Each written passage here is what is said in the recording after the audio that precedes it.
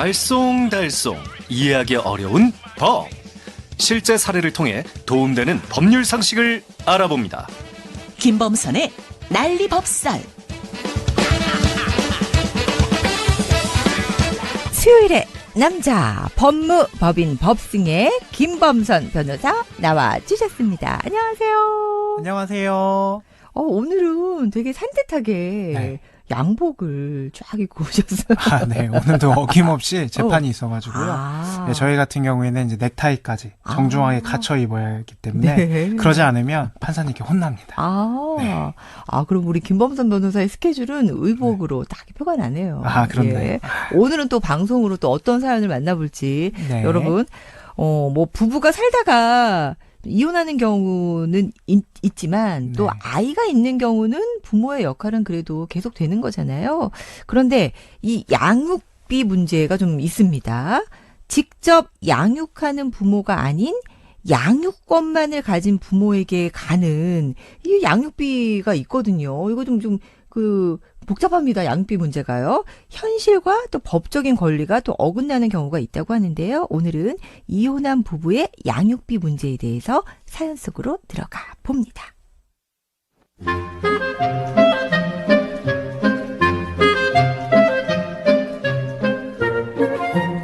저는 이혼한 지 1년 된 초등학생 딸을 둔 아빠입니다. 이혼 당시 딸 아이의 친권과 양육권은 전부 전처가 갖기로 합의를 했습니다. 그게 바로 아이를 위한 길이라고 생각했고요. 전처 역시 잘 키우겠다고 약속을 해서 믿고 맡겼습니다. 그런데 몇 달 전 아빠, 나 여기서 지내면 안 돼? 엄마랑은 못 살겠어. 딸이 저에게 왔습니다. 이유는 말하지 않았지만 눈치를 보니 엄마와 지내는 게 많이 힘들었던 것 같아요. 무슨 일 있니? 그래, 이제부터 아빠랑 지내자. 그럼 되지. 그렇게 저는 지금 딸과 함께 살고 있습니다. 생활비, 학원비 모두 당연히 제가 부담을 하고 있죠. 그런데요. 양육비 안 들어왔더라. 얼른 보내줘. 실제 제가 딸과 살고 있고요. 먹이고 입히고 교육을 시키는 건 전부 저인데도요. 양육권이 있는 전처가 계속 양육비를 요구하고 있습니다. 그런데요. 아무리 생각해봐도 이거 상식적으로 이건 아닌 것 같습니다. 아이가 저와 함께 살고 있는데 제가 돈을 보내야 되나요? 이런 상황이면 제가 전처에게 돈을 줄 게 아니라 오히려 받아야 되는 건 아닐까요? 아빠 입장에서는 아이가 엄마하고 사이가 좀 안 좋아서 본인에게 온 것도 어떻게 보면 아이 마음을 다치지 않을까 해서 좀 힘든 마음이 있을 텐데 아니 아내가 또 양육비까지 요구를 하고 있어서 그러니까요. 억울할 것 같습니다. 네. 다시 한번 정리를 해줄게요. 양육비를 보내줬는데 양육권이 있는 전처가 제대로 양육을 못해서 아이를 직접 키우는 상황이 된 겁니다. 사연자분이요. 여러분 다시 한번 들어봐 주세요. 그렇다면 OX로 여러분께서 의견을 주시면 되겠습니다. 양육비는 실제로 아이를 양육하는 사람이 받는 돈이다. 그러니까 부인에게 양육비를 받을 수 있다 하면 O입니다. 그러니까 양육권은 아내에게 있는데 실제로 아이는 사연자분이 키우고 있으니까 반대로 내가 양육비를 받을 수 있다 하면 O고요. 아니다. 현재 양육권자는 부인이기 때문에 양육을 하더라도 양육비까지는 받을 수 없다 하면 X입니다. 양육권자가 법적으로는 부인이기 때문에 내가 실제로 양육을 하더라도 양육비는 받을 수 없다 하면 X. O와 X로 보내주시면 되겠습니다. 오늘도 정답 쪽으로 문자 주시는 분들 가운데 몇 분 뽑아서 선물 보내드리도록 하겠습니다. 노래 한 곡 듣고 오죠? 이정현, 바꿔.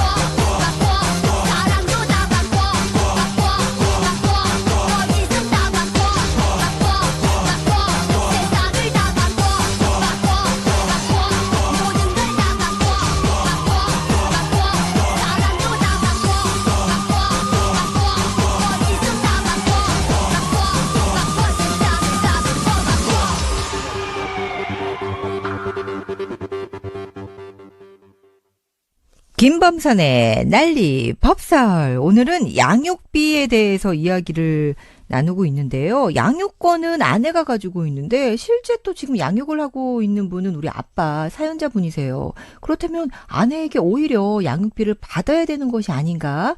아니다, 못 받는다. 받을 수 있다 하면 O, 아니다, 못 받는다 하면 X로 지금 여러분의 의견을 받고 있는데요. 우리 이혜웅님은 친권, 양육권, 아빠가 다시 가져오세요. 다시 조정을 받으셔야 될 것 같은데요. 이렇게 또 보내주셨고, 오라고 해주신 분들이 상당히 많아요. 우리 이동일님, 장영민님, 박환규님, 안영준님 등등등. 우리 용준님은, 아니, 양육비라는 건 말 그대로 양육하는 사람이 받는 거잖아요. 그러니까 아빠가 딸을 키우니까 받아야죠. 그러셨고, 반대로 5449번님은 법이 정한 대로 해야죠. 아무리 아빠가 아이를 지금은 맡아서 키우고 있다 손 치더라도 양육권은 아내가 가지고 있기 때문에 오히려 아내에게 양육비를 줘야 될 겁니다. 우리 4338번님도 어쩔 수 없어요. 못 받습니다. X. 이렇게 또 보내주고 계시는데, 저는 헷갈려요. 헷갈리죠. 법은 양육권은 아내한테 있는데 실제 또 아빠가 아이를 키우고 있단 말이에요. 그럼 양육비는 어떻게 되는 거예요?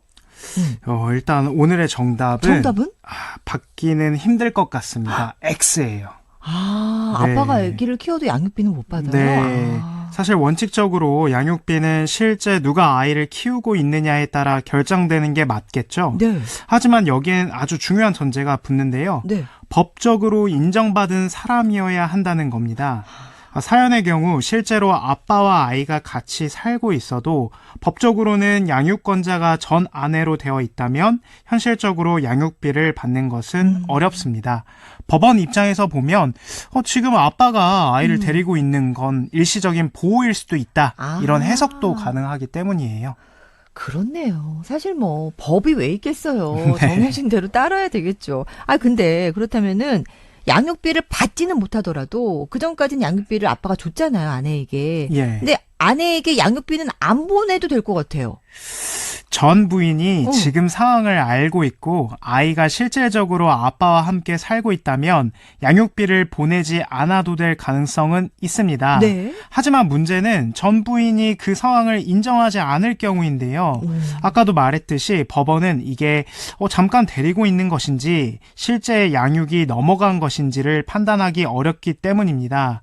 결국 전 부인이 이 상황을 인정하지 않고 양육권자는 본인이라고 하면서 양육비 청구하는 것은 네. 법적으로 충분히 가능한 일입니다.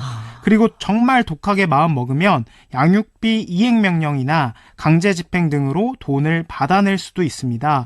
어쨌든 왜냐하면 이제 서류상으로는 아내가 법적 양육권자이기 때문이죠. 아내 같은 경우는 법대로 해. 이렇게 할 수도 있기 그쵸. 때문에. 그렇다면 이제 지금 실제로 아이는 아빠가 키우고 있는데 양육비는 받을 수도 없고 오히려 보내야 하는 그런 거는 진짜 최악이네요. 네, 진짜 최악이죠. 맞습니다. 실제로 이런 일이 자주 있는데요. 실제로 키우고 있는데도 법적으로는 그냥 맡아준 것처럼 돼버리면 네. 양육비도 못 받고 안 보내면 또 책임까지 져야 하는 상황이 돼버립니다. 근데 정말 저희 사연자분이 어떻게 보면은 이제 아이를 키우느라고 힘들고 경제적으로도 분명히 부담이 되잖아요. 그럼 이제 너무한 것 같은데 아무리 법이라도 이렇게 한 방법은 없을까요? 네, 바꿔야 합니다. 바꿔야죠. 방법은 있습니다. 네. 바로 양육권 변경 신청입니다. 가정법원에 현재 양육 상황을 반영을 해서 이제는 내가 법정 양육권자가 되어야 한다고 변경 신청을 할 수 있습니다. 아이가 지금 아빠와 살고 있고 어떤 환경에서 생활을 하는지, 왜 엄마와 지낼 수 없었는지 이런 내용을 자세히 적어서 신청을 하시면 됩니다. 신청하면 되는데 근데 아내가 이런 경우에 또 반대할 수도 있을 것 같아요. 아니, 당신이 잠깐 아기 데리고 있는 건 허락하지만 내가 양육권만은 포기 못한다. 이런 식으로 나오면 어떡하죠? 네, 그런 경우가 정말 많죠. 그래서 법원은 당사자 주장보다 아이의 실제 삶과 환경을 봅니다. 예를 들어서 아이가 아빠 집에 전입신고가 되어 있는지, 학교도 그쪽으로 옮겼는지, 아빠가 실제로 양육비, 의료비, 학원비 등을 다 부담하고 있는지 이런 것을 종합해서 판단을 하는데요.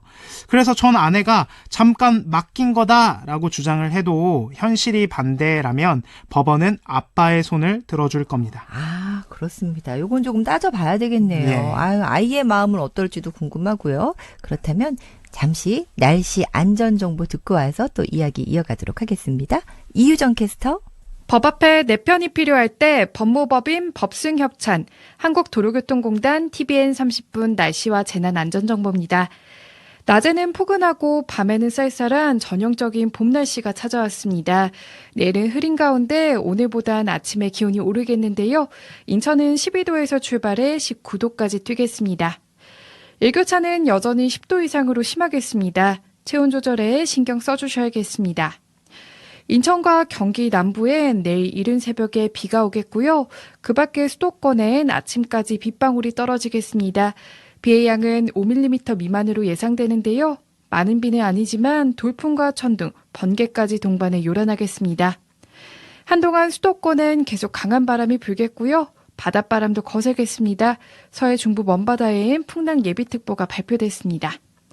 현재 인천의 기온은 17.7도입니다. 지금까지 법 앞에 내 편이 필요할 때 법무법인 법승협찬, 한국도로교통공단 TVN 30분 날씨와 재난안전정보였습니다. 우리 2373번님이 아무리 그래도 그렇지 법이 좀 그르네요 그러셨고 6565번님은 법을 모르면 답답한 법입니다. 좋은 정보 감사합니다. 정말 유익하네요 그러셨고 7259번님은 우리 김범선 변호사님이 말씀해 주시는 게 딱 맞습니다 라면서 문자를 주셨습니다. 오늘은 양육권이 있는 사람과 양육비 어떻게 되는지에 대해서 지금 이야기를 나누고 있는데요. 근데 이런 상황에서는 아이의 의견이 또 중요할 것 같아요. 아이가 처음부터 아빠랑 살 거야. 그러면은 양육권이 넘어오지 않을까요? 어때요? 네.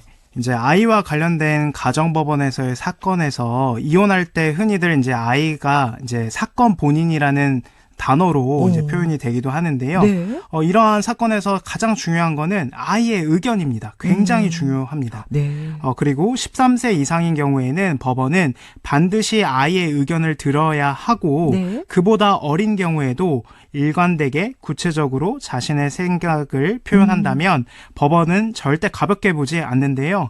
난 아빠랑 사는 게 좋아요라고 말하면 아주 강한 신호가 됩니다. 물론 일시적인 감정인지도 보지만 아이의 표현이 구체적이고 일관되면 충분히 존중됩니다. 네.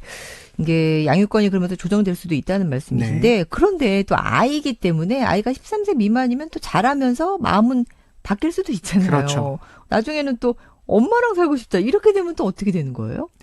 충분히 가능합니다. 양육권은 고정된 권리가 아니라 유동적인 개념입니다. 아이의 나이, 환경, 감정의 변화에 따라서 법원은 누가 아이에게 더 안정적인 양육을 제공할 수 있는가를 지속적으로 판단을 합니다. 실제로 아이의 마음이 바뀌었다는 이유로 양육권이 다시 바뀌는 사례도 꽤 많습니다.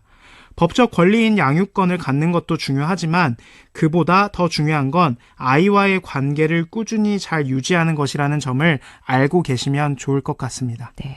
법정에서 아이에게 정말 이렇게 질문한다는 거잖아요. 예. 아빠랑 살 건지 엄마랑 살 건지 의견을 네. 존중해야 되니까 어떻게 보면 또 아이에게 좀 상처가 될 수도 있을 것 같은데. 네, 맞습니다. 그래서 어떤 아이는 그랬다잖아요. 아빠랑 살 거예요, 엄마랑 살 거예요. 그랬더니 형아랑 살 거라고. 너무 슬프네요. 네, 그러니까요. 네. 아유. 어쨌든 오늘 이혼과 양육권에 대해서 이야기를 나눠봤는데요. 우리 김범선 변호사의 한마디? 따님이 아버지를 믿고 찾아온 만큼 아버지도 그 믿음을 법적으로 지킬 준비를 하시면 좋을 것 같은데요. 아이를 사랑하는 것과 법적으로 보호할 수 있는 위치에 있는 것은 다릅니다. 적극적으로 움직이셔야 아이도 아버지도 더 안전하고 행복한 생활을 하실 수 있습니다. 네, 그렇습니다. 오늘 OX로 여러분 의견 주신 가운데 정답은 X였잖아요. 양육비까지는 받을 수 없다. 우리 사연자분 X였는데요. 우리 5449번님 또 3238번님 예, 당첨되셨습니다. 개별적으로 연락드릴게요. 오늘도 우리 법무법인 법승의 김범선 변호사님 감사합니다. 감사합니다.